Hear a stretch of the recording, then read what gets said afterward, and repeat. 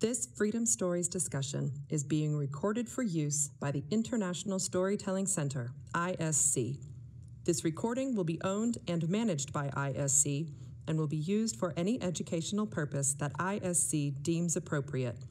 By participating in this public discussion, you acknowledge this recording and its subsequent uses. Closed captioning is provided today by ACS. Freedom Stories, Unearthing the Black Heritage of Appalachia is proudly supported by the National Endowment for the Humanities and produced by the International Storytelling Center.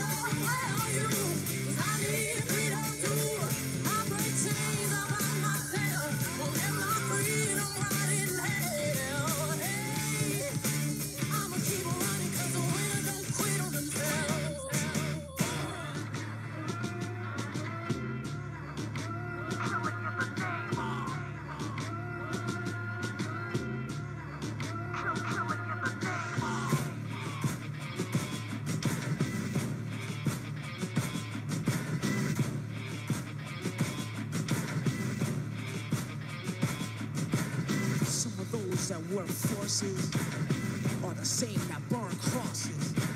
Some of those that work forces are the same that burn crosses. Some of those that work forces are the same that burn crosses. Some of those that work forces are the same that burn crosses. Freedom, breathing, freedom.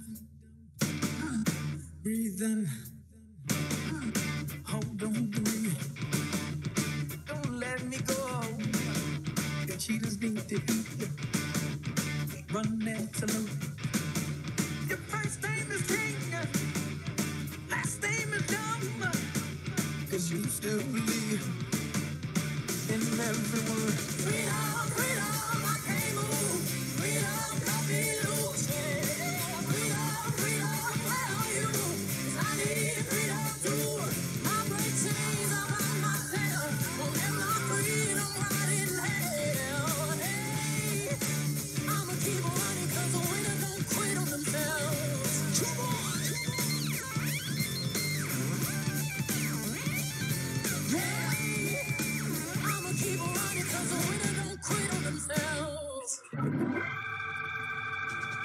Atoms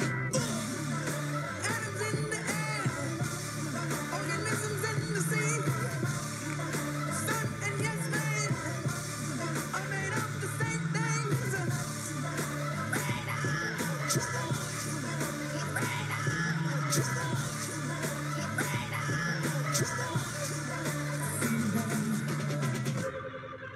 Freedom. And welcome to our Freedom Stories project, our public discussion on the Underground Railroad in Appalachia. I am Alicestyne Turley, Director of the Freedom Stories Project for the International Storytelling Center. Freedom Stories is an international storytelling center initiative that illuminates the underappreciated, ignored, and neglected aspects of African American Appalachian history. The Freedom Stories program brings together the arts, the folk arts, and the storytelling of the humanities scholarship with the intent of guiding the public through a deeper appreciation of the role of African American stories in the American lexicon of struggles for freedom, equality, and social justice. This project is designed to trace the history of African Americans in Appalachia over time, showing how the past has shaped and informed the world we know today. While this project was conceived as a regional program based primarily in Central Appalachia, the project's multimedia toolkit and presentations that will be developed from our work will serve as a resource for the nation and the world. We're eager to highlight the diversity of our Appalachian communities, the complexities of Appalachian histories, and the role the region has played in U.S. history, all of which has been subject to misunderstanding and stereotypes.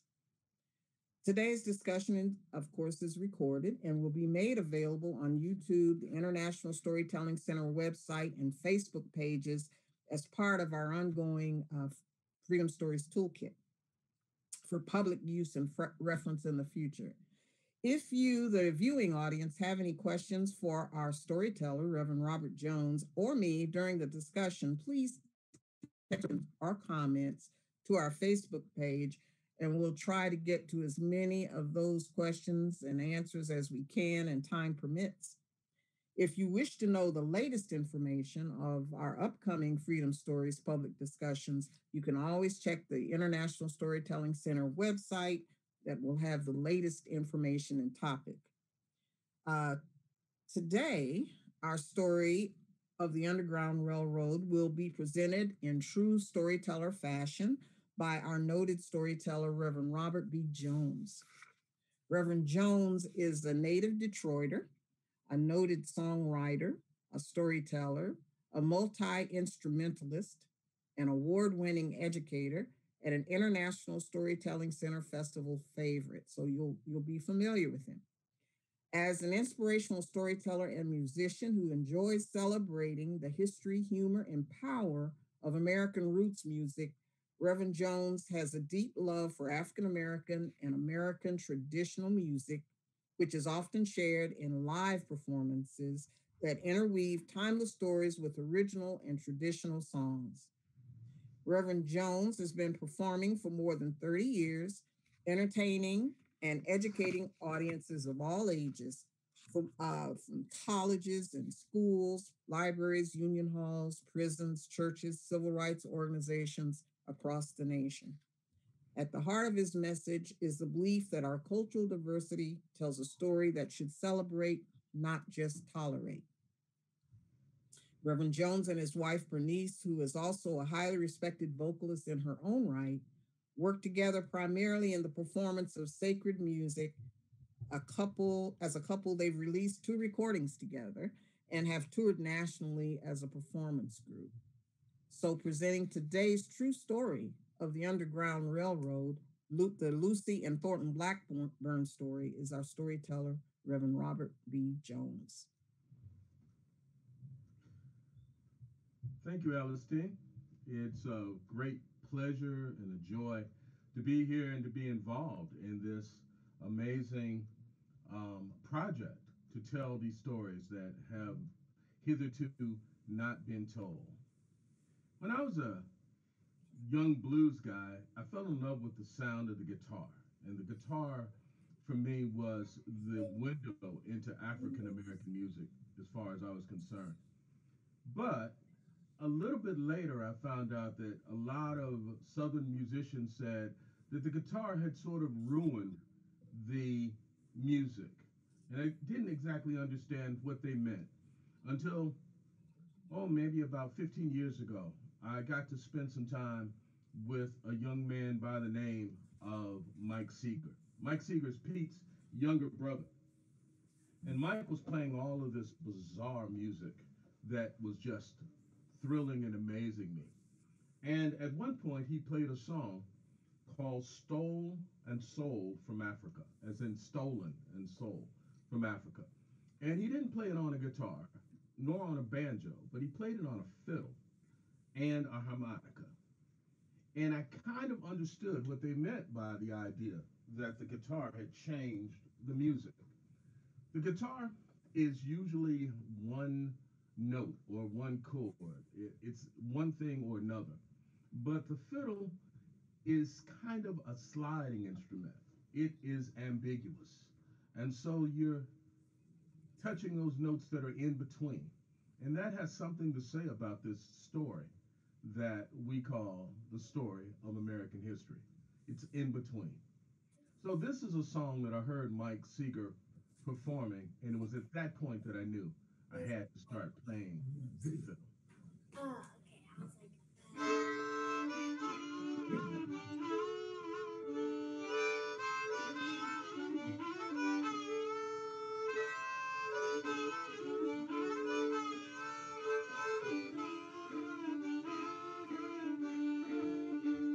We are stolen soul from Africa, transported to America like hogs and sheep. We're sold and drove to bear the lash and endure the cold.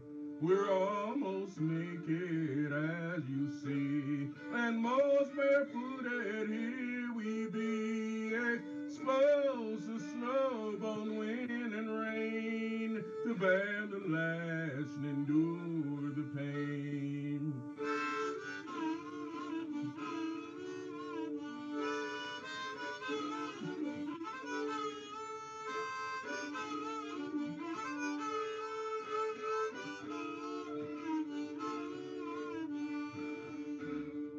See how they take us from our wives, small children from their mother's side. They take us to some foreign land, make slaves to wait on gentlemen.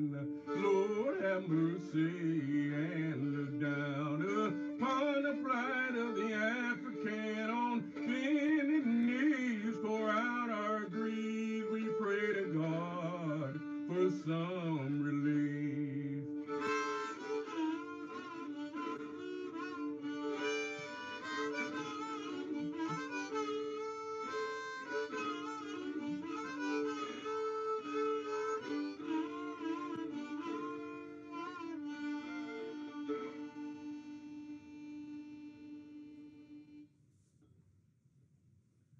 It was July 3rd, 1831, when a young, good-looking, light-complected, light-eyed, somewhat heavy-set black man and his wife, a beautiful, almond-skinned mulatto woman, stood on a shore waiting for a boat. The man had on a blue broadcloth coat that gave him the appearance of dignity, as if even if he was a servant, he was a servant who was employed by a family that cared about his appearance. But the woman, she was about 9 years older than he was. He was maybe 21, that made her about 30. His wife was beautiful, the absolutely gorgeous woman, light complected. And if you looked at her quickly, you might even thought she was white. Well, the two of them stood on that shore and grasped some papers. These, these papers were forged. They were papers that allowed folks to travel in those days, even folks of color, along the Ohio River to go for business and to come back. And these papers had folks thinking that, well, we're looking at some folks, maybe even a young lady and her manservant, or even if they were a couple, they were obviously given permission to travel along this boat called the Versailles. And as they were about to get on the Versailles, their heart must have been jumping out of their chest because they couldn't read the papers that they carried, the papers that they relied on for their freedom. See, somebody in Kentucky, round the town that's now known as Maysville, had forged those papers. And since neither Thornton Blackburn nor his wife Ruthie Blackburn could read, they depended on the forgeries for their very freedom. You see, one of the things that we discover is that our understanding of that time, of the time of slavery, of the time of before the emancipation, is kind of clouded with our assumptions about what it was like. There were all kinds of jobs and all kinds of folks who were employed, whether being paid or unpaid, whether slave or free. And one of the things that we discover is that Thornton was a man who was skilled at working in the household. He was also skilled with horses. And he was a man that you could depend on. He actually worked in a store and probably would have lived out his life in Maysville if not for something that had happened a couple weeks prior. See, Ruthie belonged to a different master, belonged to a different man, and he had died. And he had died leaving his estate in disarray. And that meant that you had to sell off the assets to pay the debt, and Ruthie was an asset. If somebody had bought Ruthie and taken her down into the deep south, she might have ended up in one of those brothels in New Orleans, or she might have ended up being cruelly treated by somebody who just saw her beauty and wanted her for exploitation. So all of a sudden, from zero to nothing, from absolute good life to a crisis, they had to come up with a plan. So the plan was to get these forged papers, to get onto the Versailles, and to somehow make it north. And the place they decided that they had to make it to was a place called Detroit. See, that's the place where I was born. Detroit has always been a gateway to freedom. It's the one city, the one major city in the United States where you can actually go south and get into Canada. Now, the town is now called Windsor, but back in the day, back in the 1830s, it was called Sandwich. And so what would happen is, if you could get to Detroit, especially even in the wintertime, you could walk across the river, the Detroit River, to make it into Canada. Now, that was not necessarily a guarantee that you were free or that you were safe, because there was slavery in Detroit, there was slavery in Michigan, there was slavery in different spots throughout the upper Midwest, and in fact, there was no safe place. But you were protected by the community that you lived in. And so it was that when they got on that Versailles and they managed to make it to the Indiana side, and somebody extended a hand to this young, attractive woman to help her off the boat, that, well, Ruthie and Thornton realized that they had made it a little ways. Well, they kept on going. They made it eventually to the city of Detroit. And we're not sure whether they knew the famous name of Lightfoot before they got there, or it was after they made it. But you see, there were some Lightfoots all throughout the South. There was a man by the name of Robin Lightfoot.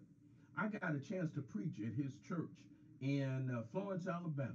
Robin Lightfoot was a slave preacher of an organization or a church called the St. Paul AME Church. Now that's what it's called, but back in the day, it didn't even have much of a name. It was just the Black Church, and Robin Lightfoot was the first pastor, and he got up and declared that the day would come when black folks and white folks would worship God together under the roof of that church. And when the Confederate soldiers heard Robin Lightfoot say that, they immediately took him out and lynched him.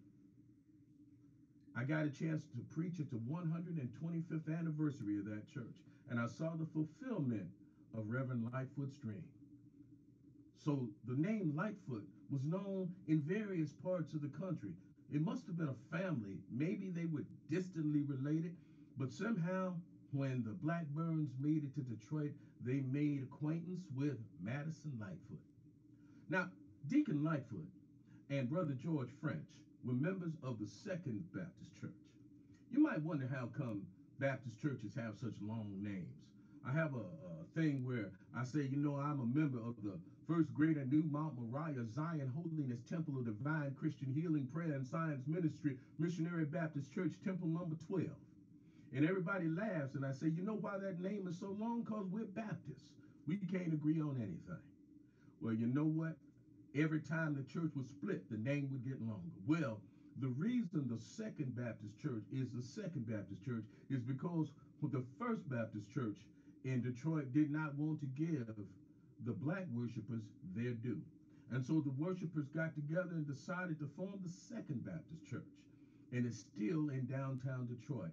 Now, it was not the magnificent building that it is now. But back in those days, you had the folks, the porters, and the folks who worked in the restaurants, and the blacksmiths, and the waiters, and the porters, and all of those folks got together, and they were members of that church. And two members of that church were Madison Lightfoot and Mr. George French, and they befriended the Blackburns when they got to Detroit. And Libby decided, well, actually her name was Ruthie. But Ruthie decided she didn't want that slave name anymore. So she decided to call herself Lucy. So now Lucy Blackburn and Thornton Blackburn went about making a living, went about doing something. I tell you, man, Thornton was an enterprising young man. He was a barber, and he was a laborer, and he knew how to do all kinds of things. And life looked like it was pretty good. Life looked like they had finally made it. They finally made it over. They had this thing, when you wanted to get to freedom, you had to cross a river. It wasn't the Jordan River, although we talked about the Jordan, because we found that in the Old Testament. If you cross the Jordan, you'd be free. But if you could cross the Ohio, you'd be free. So all of that rested when Thornton and Libby were trying to get across on that river. Wade in the water, wade in the water, children, wade in the water. God's gonna trouble the water. Look over yonder, all dressed in red. God's gonna trouble the water. Look like the children that Moses led. God's gonna trouble the water. Look over yonder, all dressed in white. God's gonna trouble the water. Look like the children of the Israelites. God's gonna trouble the water. Wade in the water, wade in the water, children, wade in the water. God's gonna trouble the water. Well, did Moses take them by the hand? God's gonna trouble the water. Led those children in the Canaan land. God's gonna trouble the water. Jordan River is deep and cold. God's gonna trouble the water. It chill my body, but not my soul. God's gonna trouble the water. Yeah, wade in the water. Wade in the water, children. Wade in the water. God's gonna trouble the water. Yeah, God's gonna trouble the water. God's gonna trouble the water. Well, the water got troubled in 1833. They've been living in Detroit for a couple years now. And one day, Thornton walked into a store and was recognized. He didn't recognize the man who recognized him, Well, that man was from Kentucky and represented the family that had owned Thornton. And they went back to Kentucky, got a writ, and decided to come back and demand that Thornton be arrested by the sheriff of Wayne County, which was based in Detroit. And sure enough, that sheriff said, well, we're going to honor this writ because you know what? We don't want no trouble with Kentucky, and we don't want no trouble with our neighbors to the south. And after all, there are slaves in Detroit and slaves in Michigan, and we don't want to set a new precedent. So they arrested him and threw him in jail. His wife was also, right? So there is Thornton, and there is Ruth in jail.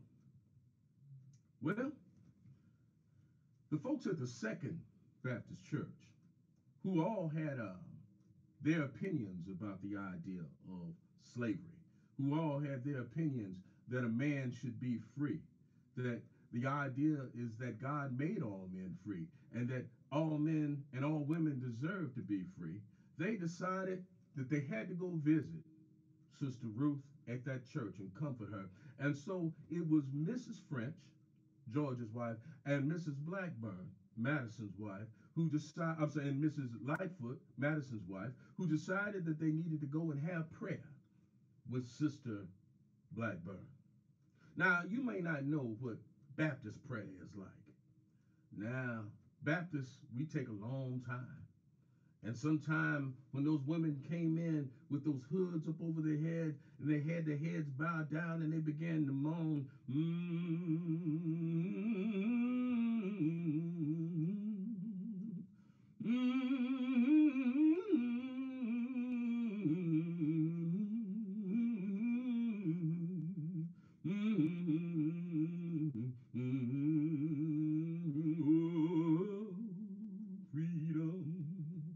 oh, freedom, oh, freedom.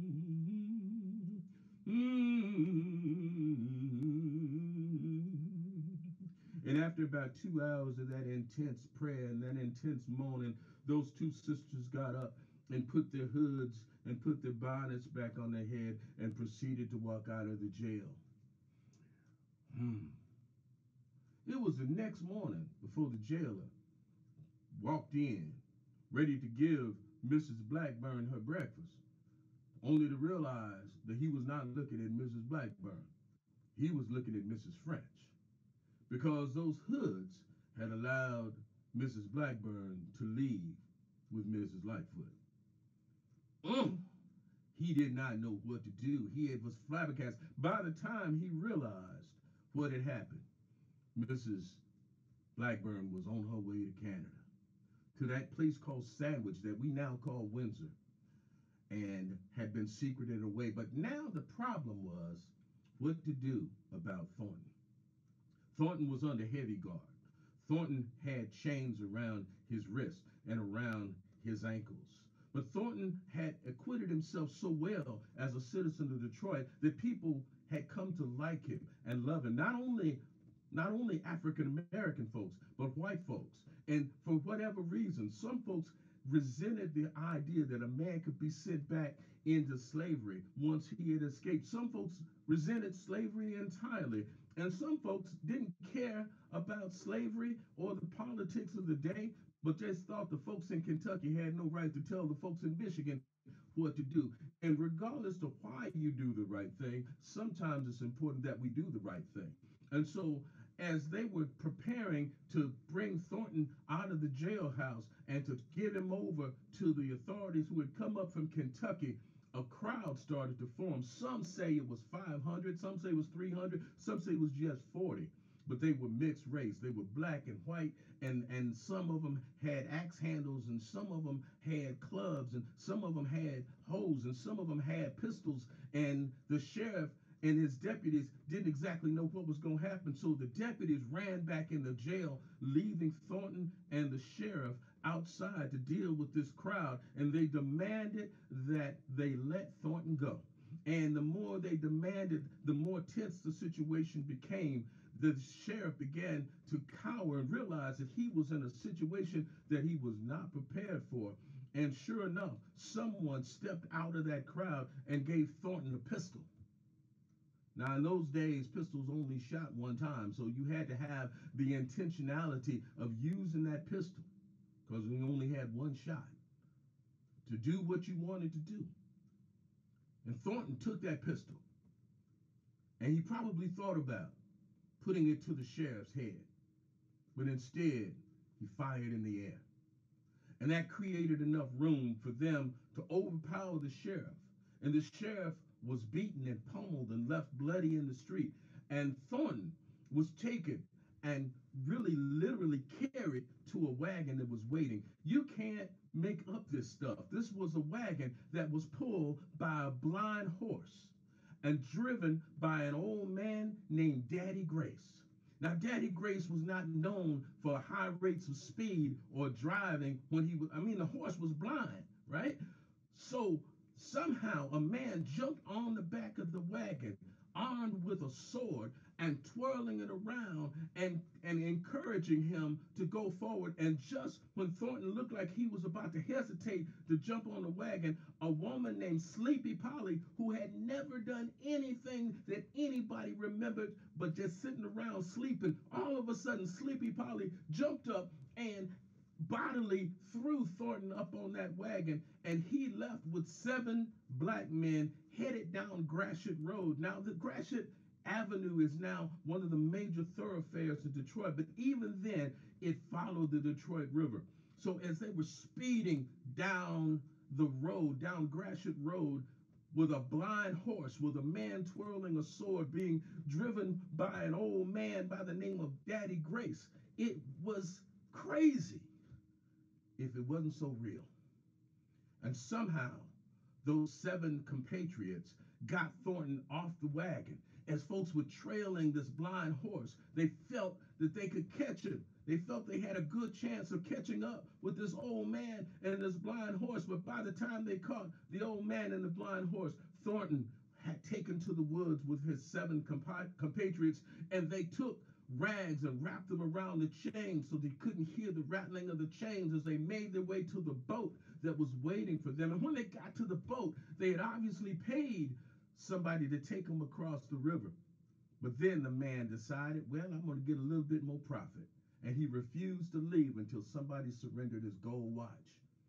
And so those men, along with Thornton Blackburn, sailed across the Detroit River into Sandwich and eventually ended up in Hammersburg. There are songs that we find in the old spirituals that make us wonder what the songs were really about. I remember hearing a recording done by the great Paul Robeson that went like this. Deep river, my home is over Jordan. Deep river, Lord, I want to cross over into campground. Deep river, my home is over Jordan. Lord, deep river, Lord, I want to cross over into campground. Don't you want to go to that gospel feast, to that promised land where all is peace? Oh, deep river, my home is over Jordan. Deep river, Lord, I want to cross over into campground. And so that deep river, that one more river to cross, may have been the Detroit River as it crossed into Canada. Now, Canada, remember, was still not necessarily a safe place to go. And so the governor of Kentucky started to write to the governor of Michigan, and the governor of Michigan started to write to the lieutenant governor of Upper Canada, demanding that Thornton and his wife, who had, after all, started a riot. In 1831, you had this riot that had happened, and as a result of this riot, the first riot, race riot in Detroit, you had people hurt, and the sheriff was hurt, and somebody, one of the compatriots, had been shot and was in critical condition. And the whole idea was is this was all caused because a man had stolen away into slavery. And it went through the Canadian courts. And it was probably Sir John Colborne who said two things that changed the philosophy of Canada. One was that there should be no crime short of murder for which the sentence should be a lifetime of slavery. And two, he said, you can steal a hog, you can steal a horse, but a man cannot steal himself. And so the Canadian government dug in its heels against the pressure of the United States government and determined that they would not extradite someone who was escaping from the institution of slavery, short of being extradited for murder. All of a sudden, Canada was a safe place to come. And all of a sudden, those routes that we talk about in that PowerPoint became established routes. And the folks who worked along the Underground Railroad started to establish those stations and those strategies for getting folks into Canada. And Canadian communities started to spring up. And folks like Josiah Henson, and I saw a man named Turley, started to work to get fugitives from the South and into the North. One man named Henry Box Brown decided to mail himself to freedom and put himself in a big box and had somebody nail it shut, paid sufficient postage, and found himself arriving, I believe, in Philadelphia. There are all kinds of ingenious ways to get to that place that in that song we call Campground, Canada, the promised land. I want to cross over into campground. One final note. I've been to Kentucky and I've been to Tennessee, and I'm about 4 hours from Toronto. Toronto is where the Blackburns decided to settle. When they finally got to Toronto, I told you that Thornton was an enterprising young man. He had a carriage built because he saw that folks just weren't able to get around like they should. And he founded what was the first taxi cab company in Toronto. And when they asked him what color he wanted it to be, he said, well, it need to be something catchy so folks could see it. So he painted it yellow and red. And you know, if you go to Toronto to this day and you hail a taxi, the taxis are yellow and red. And though they may not know why, it's because of Thornton and now Lucy Blackburn. Thank you. Thank you, Reverend Jones, for that story. You know, it's a great Kentucky story, and we don't tell it enough here in Kentucky. So I'm so thankful for you sharing that in Detroit. And that's one of the questions I wanted. For this part, we're just going to take some time to talk to you and how you developed this story. And I'm really interested in knowing how Detroit sees itself. Does it recognize itself as a major Underground Railroad exit? It's one of the major ones on the Great Lakes. Yeah, you know, it's amazing. Having been born and raised in Detroit, I had not the slightest awareness of the Blackburn story until I went to Canada, to Nova Scotia, for a festival in Lunenburg. And when I was performing, and you know, I often perform spirituals and blues and things like that, a woman came up to me and said, I wrote a book, and I want to give it to you. And that woman's name is Carolyn Smarts Frost. And the name of this book is I've Got a Home in Gloryland. And she handed me this amazing, beautiful hardcover book. And I started to read. I'm going to read the first few pages. I'm going to read a quarter of it. I'm going to get halfway through it. And by the time I finished this book, I recognized that as a lifelong Detroiter, I knew nothing about the Blackburns. Even though many of the streets, Gratiot Avenue, Rivard, uh, Woodward Avenue, all of those streets are streets that I grew up in with, and did not realize that this story, which took place basically on the Lower East Side of Detroit, was my story. And then, you discover it's not only my story, but it's also Toronto's story, and it's also Louisville's story. So yeah, it's amazing that once you start to dig into to this story about these amazing people, you start to realize how ingenious these folks were and how dedicated they were to fighting this battle for freedom. And wonderful book. Some of our viewers are asking about a reading list. I would highly recommend Carolyn Smart's book.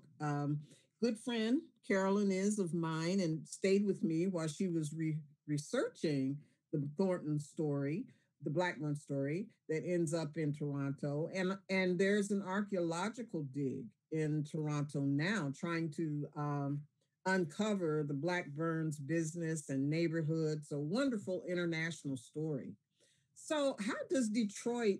Um, do you do many performances there in Detroit where they understand the importance of the Black community there in Detroit in helping people get to freedom across to Canada? Certainly not enough. I mean, we have a wonderful museum called the Charles Wright Museum, which Mm, I remember knowing Dr. Wright, and he was an amazing man. Um, and he collected these artifacts, and it was basically housed in a small building. And then they got a major grant, and it became a beautiful facility. But I really wonder if the energy that was in that little building transferred to that museum. mm, There is something about this Underground Railroad. There's the fact that it was a secret does not right. lend itself to necessarily open study. Also, I think people in Detroit and outside of Detroit have this mythology about what slavery was and about what the Underground Railroad represented. And so we see movies, we see frequently folks, running from station to station, cowering, looking for safe haven, and you've got folks who hide them, and they kind, and so of course that was an element of it, but when you see the idea that a young couple could get forged papers and ride a boat that would take them to freedom, that a man would mail himself to freedom, that someone would be, you'd have a group of Quakers who would intentionally buy slaves with the idea of letting them go once they got them into a northern state, into a safe place. All of these are amazing examples of a story that we don't know well enough. We don't know it well enough to appreciate it fully. And even the Second Baptist Church has a room that has been reconstructed or preserved that talk about how they would hide fugitives, but it's not a thing that is well known enough. I would that every student, black, white, or otherwise, would appreciate the ingenuity and the energy and the dedication that our ancestors showed to create an act of civil disobedience Hmm. because God's law superseded man's law. Exactly.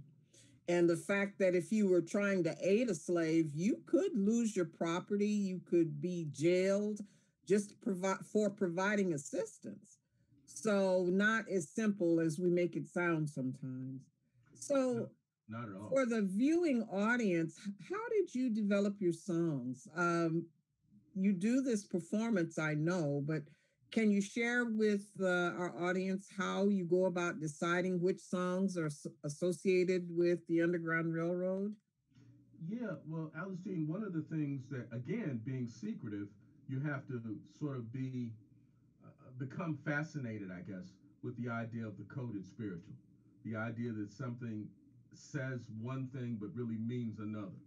So when you run across a song that does not really make theological sense, like "Oh Mary, don't you weep, tell Martha not to moan, Pharaoh's army got drowned in the Red Sea," makes no sense. New Testament, Old Testament welded together. Then you start to ask, okay, well, if it doesn't make theological sense, could it make historic sense? And then you realize that you're taking the idea, or the water being troubled Hmm.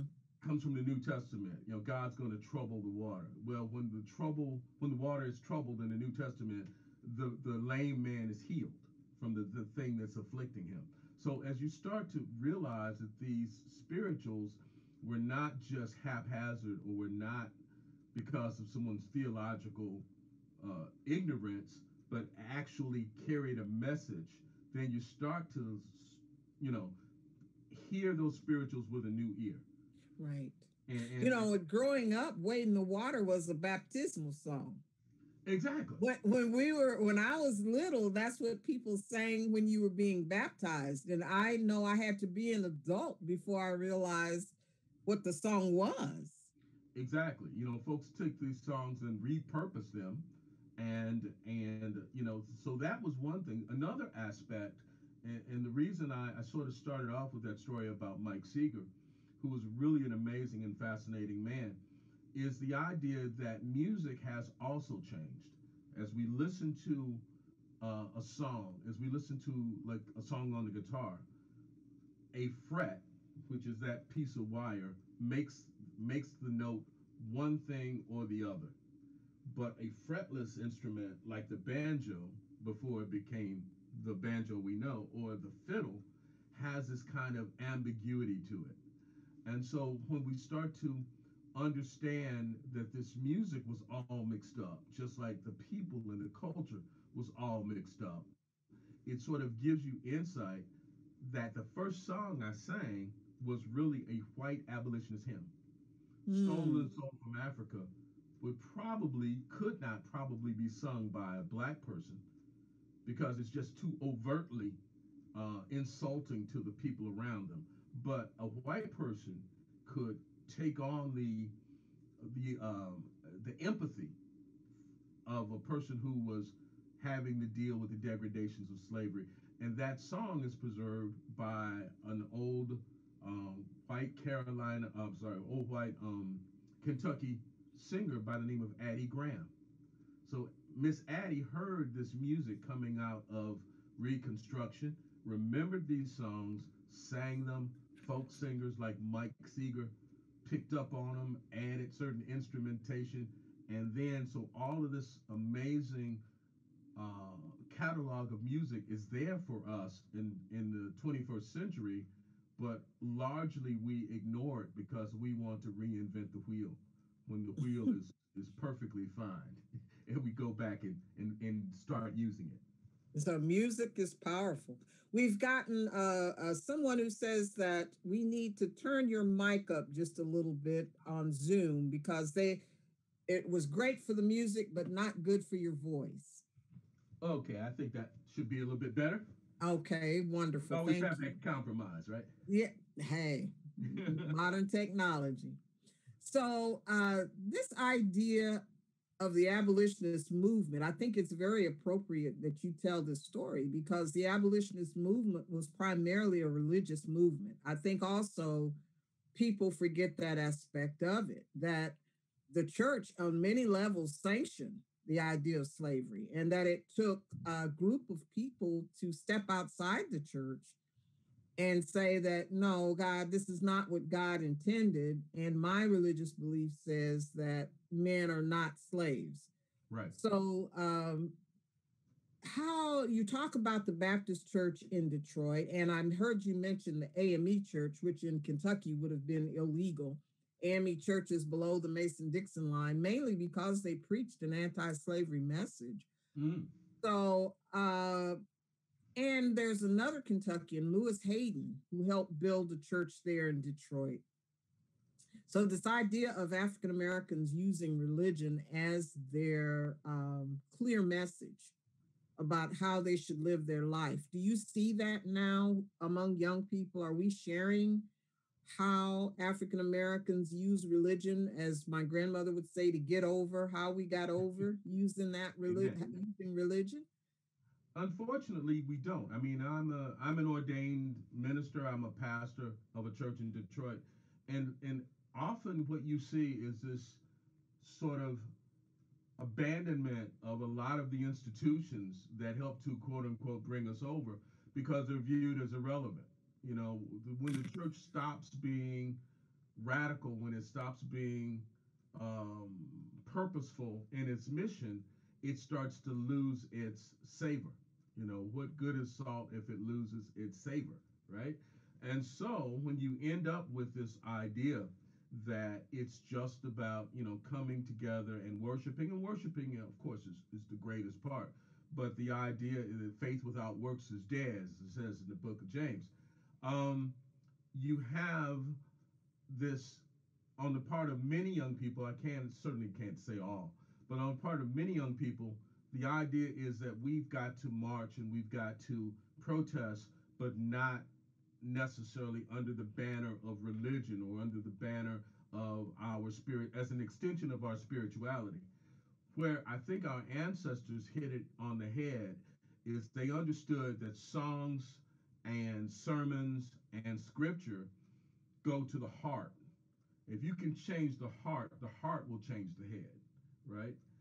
And Right. so we were talking earlier this month about someone like John Lewis and the strategy of people who protested walking across the bridge in Selma, where they told people wear your Sunday best Mm. and don't resist. And when the cameras are rolling and you see folks being brutalized and beaten by the police, they will see folks in their Sunday best who are obviously not rabble rousers, obviously not radical in the sense of being anarchists. And America will see that. That will cause America to at least address this is not the America that I know. And we have to do something about the situation. Now, that was strategic. The idea was that you had groups like the Deacons for Defense who were armed, who protected the marchers before they got to that site and protected them after they left that site. But the idea was that when we see those who are us to go back to the ideals, the religious ideals that hopefully most of us share. I think one of the things that we see now is that because we don't embrace a lot of those strategies of like how you dress, how you behave, the songs you sing, the attitudes that you exhibit, it allows people to co-opt the protest and pretend that it's something else. To say, these folks are tearing up our cities, or they're radicals, or they're throwing bricks, or this kind of thing. So one of the things that we see that our church heritage gives us is that idea of how to what be meek, but at the same time be strong. And I would argue that today, trying to get a young person to agree to be beaten by police is probably not where they see themselves these days. I think it would be extremely. I don't know of any young person no, who would be willing to do what John Lewis did. I shouldn't generalize maybe like that, but I think with our modern society and what we see happening today with young protesters, considering all of what's happening with police killings and all of that.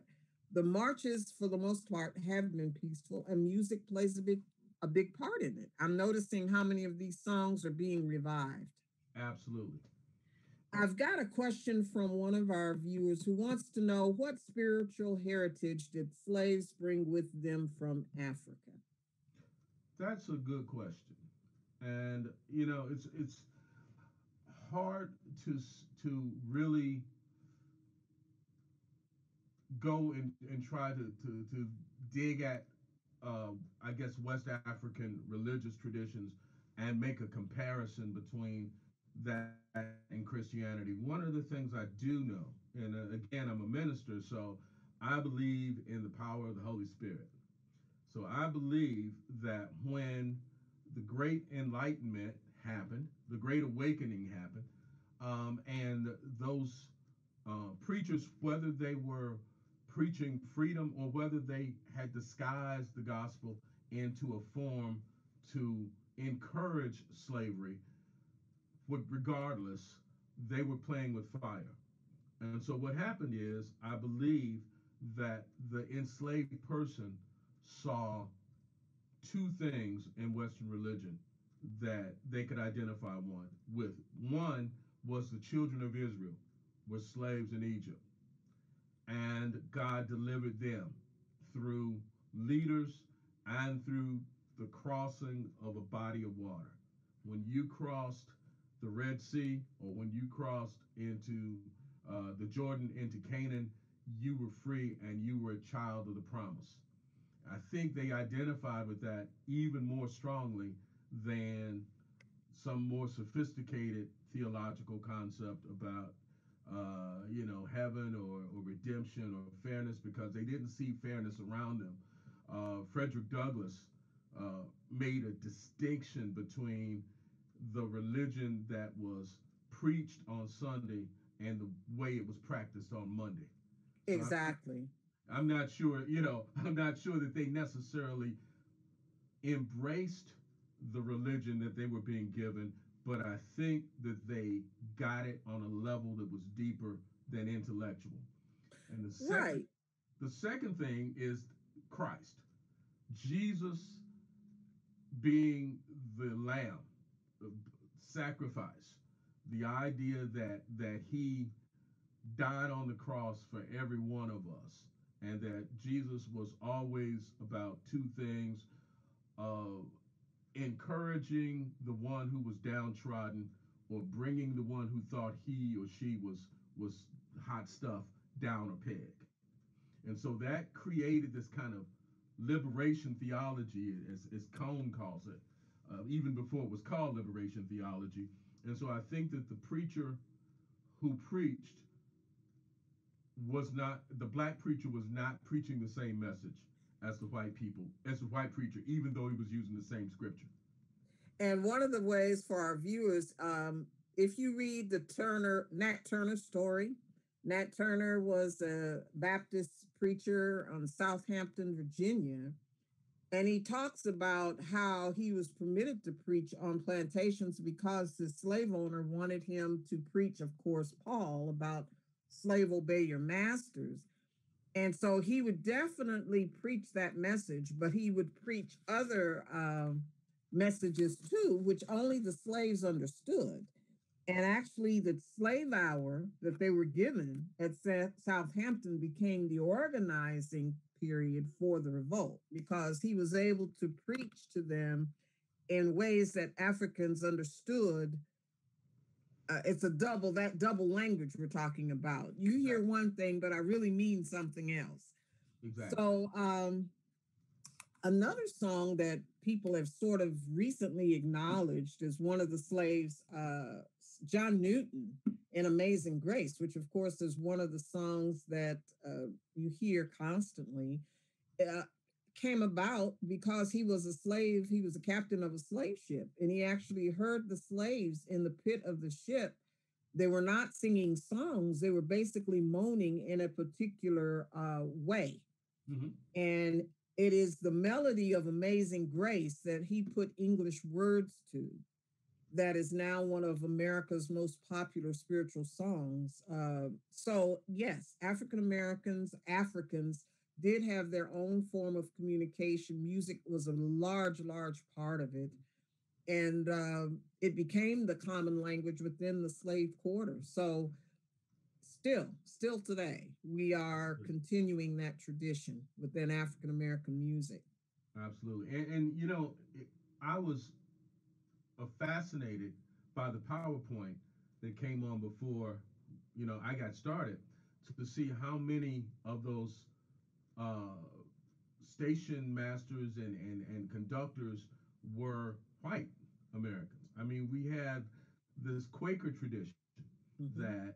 that fought vehemently against the idea of enslavement and fought to get folks to freedom. And you have John Brown, and you have there's a man that I just experienced something of his situation in northern Michigan. I think it was in Muskegon, and this man had transported so many slaves to freedom that they branded the letter A in his hand, and Right, he carried that for the rest of his life. right. But for him, it was a religious calling to help these folks to get to freedom. Now, one of the things too that I'm fascinated by is something that you said. Most people, you know, just went about their lives, and it was the reality of the time, and really didn't have that fire lit. And I would say that's true of most white Americans and most African Americans. But it was like that little hardcore of folks who were willing to break the law, risk imprisonment, risk ruination, risk death, risk all of that to bring about what God's beloved kingdom. And Well, and you're absolutely right. 20% of all Americans were anti-slavery, only 20%. And out of that 20%, 10% believed in colonization, which meant we don't believe in slavery. We need to ship them to another country. This is how we ended up with Sierra Leone and Liberia and some of the other countries in West Africa. And then there were 5% who said they were emancipationists, meaning over time, when conditions are right, you can have your freedom. So out of that, 3 to 5% were actually the hardcore abolitionists who actually said, no, we've got to end slavery right now. That would have been who himself was a minister. Mhm. Sometimes we forget that it was Reverend John Brown. Mhm. And you had many Quakers, Methodists, Presbyterians. The secrecy method of the Underground Railroad came out of the Quaker tradition because we forget Quakers were not welcomed in England and in Europe. So they came to America seeking freedom. And so, in order to even gain entry into their religious meetings, you had to have a code word. So this idea of using coded language is definitely a Quaker tradition that was employed. And that Marietta escape route, there were quite a few Quakers that were involved in helping slaves make their way to Canada. Quakers and Shakers, I should Yeah. say. I, Um, I got to ask you, Alicestyne, I saw among those station masters somebody named Turley. yes, Who was that? that's my great grandfather, Wow. Moses Turley, who was a conductor. He gained his freedom. He escaped from slavery in Virginia while he was working as clearing forest, we think either for a mining operation or for a railroad operation. And he got into a fight with the overseer, because the overseer was beating his sister. Mm, And so he thought he had killed the overseer, mm. and he ran. He ran for his freedom and ended up in Eastern Kentucky, where he met an abolitionist by the name of James Turley. So this is how we ended up with the Turley name, because that abolitionist helped him stay in Kentucky and be a conductor here in Eastern Kentucky. So he, no doubt, was a friend. You saw the other name, Arnold Gragston. I Mhm. think he and Arnold Gragston were friends. great story that we don't know enough about, and we're still researching. We found him as a United States Color Troop.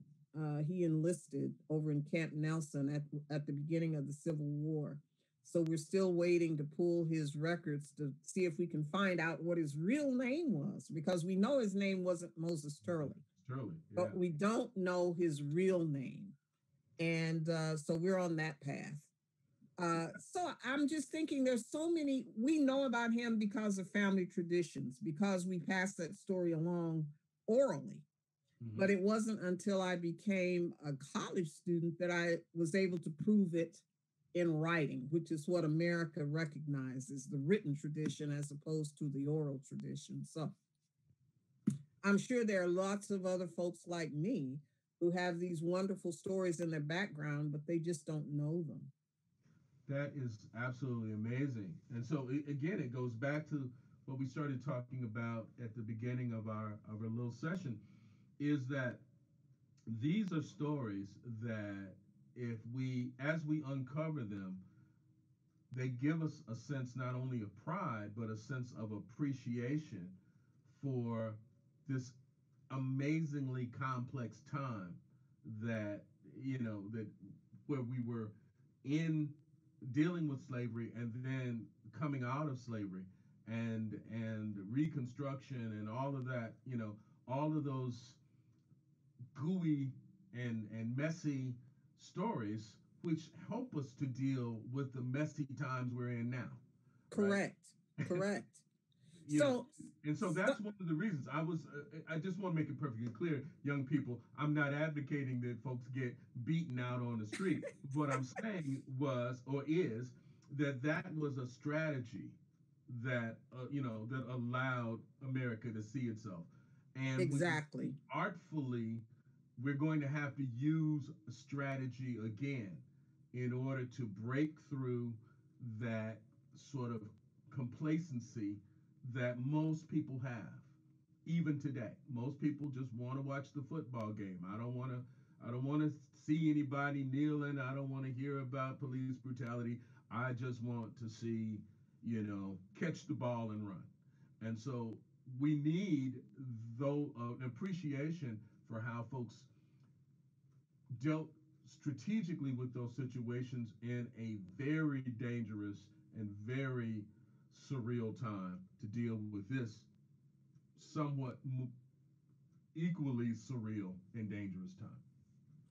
We have so many questions, so I'm gonna start taking questions from our audience, and we'll figure out the ones we can answer. It says, other Black slave plantation owners in South Carolina and Louisiana, how many Black slave plantation owners functioned in the Appalachian Trail region? What was their impact on the development of American culture? Well, Appalachia really was not known for plantations. Appalachian slavery was more industrial. So the slaves had a system called leased labor, where you could own a great many slaves, but they weren't necessarily housed with you. They were either leased to a coal company, salt mining company, iron ore company, people who needed large numbers of slaves. And usually these are industries from the eastern seaboard or the north, people who are building the railroads who need labor.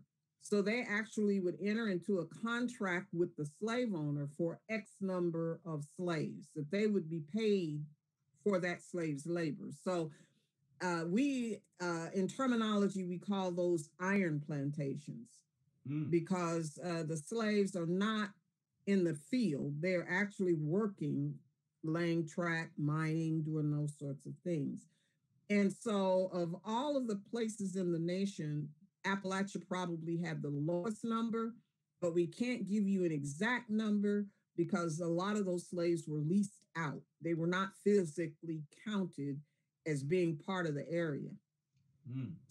Louisiana and South Carolina, of course, Louisiana is known for its sugar cane. Most of, should we name names? Domino Sugar, one of the major sugar producers in Louisiana, slave labor, a lot of it out of the Caribbean. So to be sold to a sugarcane field or to be sold to a cotton field in Mississippi or Louisiana was certain, as I said before, 7 years, because you're literally worked to death in those fields. Another question about how many slaves escaped to Canada. That number is in question. Most historians say anywhere from 200 to 300,000 escaped slaves made it to Canada. But I should also say that we focus on Canada, but no one has counted the number of slaves that escaped to Mexico, or the number of slaves who escaped to Cuba, or the Caribbean, Santo Domingo and places like that. Because if you're enslaved in Florida, it makes much more sense for you to go into the ocean than it would be for you to try and fight your way through slave territory to Canada. So the Appalachian Trail pretty much ended in Atlanta. So if you were in northern Georgia or northern Alabama, chances are you could make it to freedom in Canada just by following the trail. But if you're in Florida or any of those lower southern slaveholding states, catching a boat to Cuba is probably much better, or even Mexico, if you sailed across the ocean to Mexico. So right now, that story is being uncovered. So exact numbers of how many people use the Underground Railroad, I don't know if we'll ever have an exact number. That's interesting also, because you think about music. If you follow music into the Bahamas, you start to hear this blues influenced music, as if, or spiritual influenced music, as if the folks, when they left, they took their music with them and helped to influence the music that we find in the islands. And so that's one of the reasons that you find people from supposedly different cultures who share songs. They, it has a different inflection or a different beat or rhythm, but it's like all part of the same diaspora. It is all part of the same diaspora. And a question about Native Americans and slave plantations. First of all, there are many, many different tribes between Canada and the United States. And the Native peoples, the Wyandots, the Shawnee, the Iroquois, they were all part of conducting African Americans from slavery to freedom.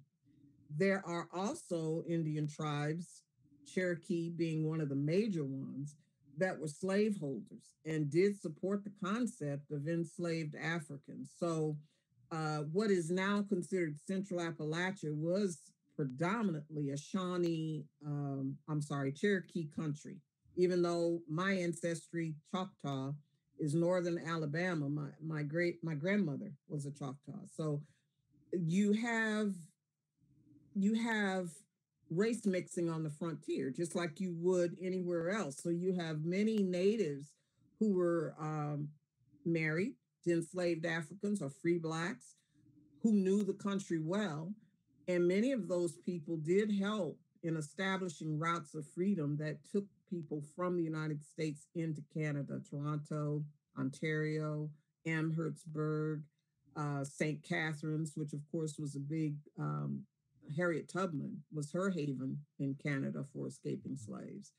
So we have a question about quilts. I've heard that quilts were used for navigation north also. Do you have the stories about how quilts were used in the Underground Railroad? Well, of course, the book that was written that everyone uses is Dobard's Hidden in Plain View. But I would encourage you, Quilt Codes. I've had a chance to travel to Africa. I went to Ghana. And many of the quilt codes that I see that people are using, they are part of Ghanaian culture. If you're anywhere in Ghana, you will see the bow tie, you will see many of the symbols. So since a lot of these quilt codes came out of South Carolina, which was very much import location, Charleston, import location for slaves from Africa, there are many books that talk about this. I have to say it's a controversial topic It's something I'm researching more right now. But I can honestly say I have seen, having gone to Africa and come back to the United States, I have seen these same symbols. Many of them are religious Ghanaian symbols that are now part of what we call the Underground Railroad myth. And I have to find out, and if someone's viewing, if you can tell me how many slaves in South Carolina came from West Ghana or the coast of Ghana, I could pretty much tell you those codes not only represent symbols of information, but also spiritual strengthening. Wow. So many times just seeing the symbols would let you know that someone from your tribe or your community was in that community with you. And sometimes just having that information was more than enough. It's amazing, Alicestyne, when you start to become fascinated by any aspect of African American culture, how it relates to other aspects of African American culture. Like, when I was playing this banjo, this banjo is basically a replica of a banjo you find in a painting by William Sidney Mount called The Banjo Player. And Right. it's one of those beautiful depictions of an African. It's not caricature. It's like a really well painted European type of picture. But then when you start to get into what the banjo comes over as this homemade instrument, which is basically anything you can stretch a skin across and strings made out of gut. And the idea that when you play it like a drum. Right. So, and then that takes you back to an instrument called the accounting, which was perhaps on a slave ship where the slaves were forced to dance so their muscles would atrophy. And that takes you back to an instrument called the Angola. I'm sorry, I'm sorry, I'm waiting for one right now. But it takes you back to an instrument. It looks almost like a mandolin. Right. And so it's played by the folks in Ghana and in Mali, who are the griots who keep alive the history. Right. Ngoni, that's it.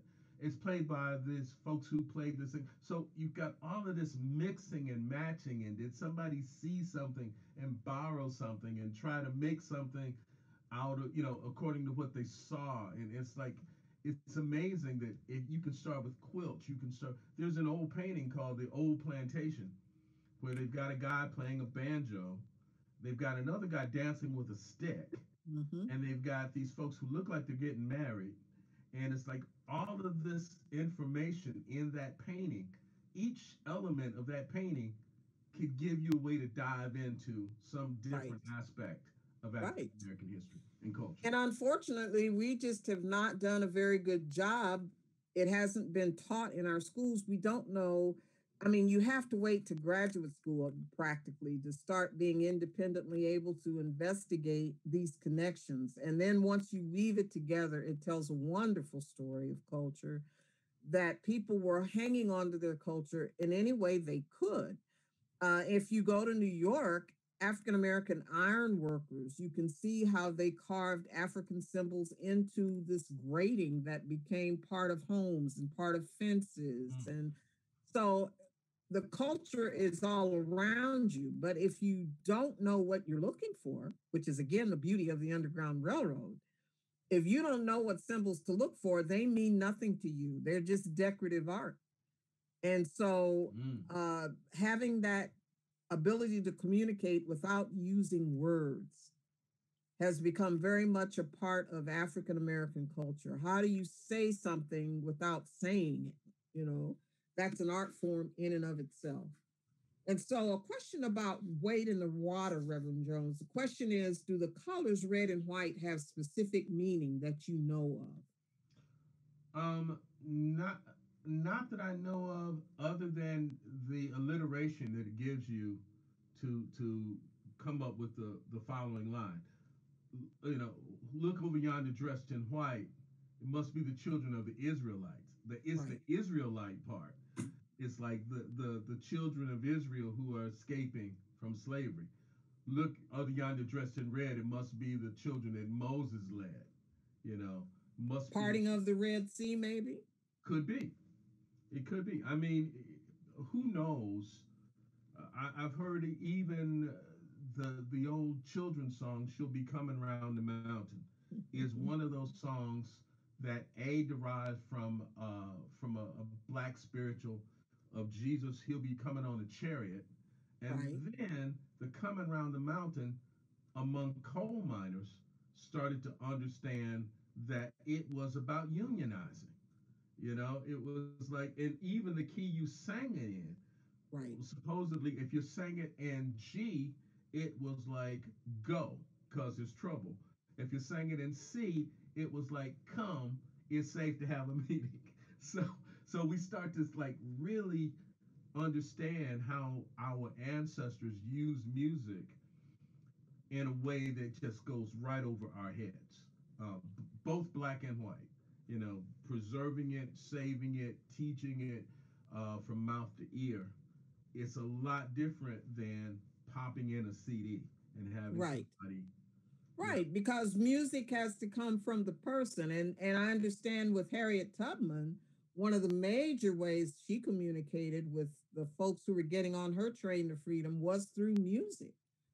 yeah, And we have to keep in mind that on Mississippi or Southern plantations, the plantation owners love to hear African Americans singing. And I love it when I watch these old movies where you see the scene is focused on the plantation owners in the house, but you hear this black music in the background. There's always this beautiful music in the background of African Americans singing. yeah. And when they're really doing that, they're communicating with each other, as you say, whether it's the tone they sing it, whether it's fast, whether it's slow, whether it's a woman, whether it's a man, all of those things have meaning. And that's the part that we have somehow not been able to hang on to, those little nuances that really allow you to communicate words in a way that everyone understands who needs to. I love Eileen Southern's book, which talks about the history of African American music. And she reprints a letter from a man named James Hungerford, who was the nephew of a white plantation owner. So he's living in Baltimore. He goes to this plantation to escape some kind of a malaria outbreak or whatever. And he experiences slaves singing for the first time in his life because he's in Baltimore. So he experiences these folks and they're crossing the water and they're singing a song that is so sad and depressing that the women on the boat start to cry. And he says, "Couldn't we have something more lively?" And the guy who's rowing said, "I'm sorry, all them boat songs is like that. They all sad like that because they're giving the rhythm of the row." Right. But then one of the young women says to her uncle, she says, "I rather like those songs. They give us the luxury of woe." And I thought, Mm, wow, it allows that you to experience somebody else's pain without having to experience it. The luxury of exactly. woe. It gets into your soul, therefore, soul music. I was asked to hold the book up again. It's called Home in Glory Land by Carolyn Smarts Frost. You can find it most bookstores, Amazon. It's readily available to you. Believe it or not, we're running out of time. Reverend Jones, thank you so much for such a beautiful presentation.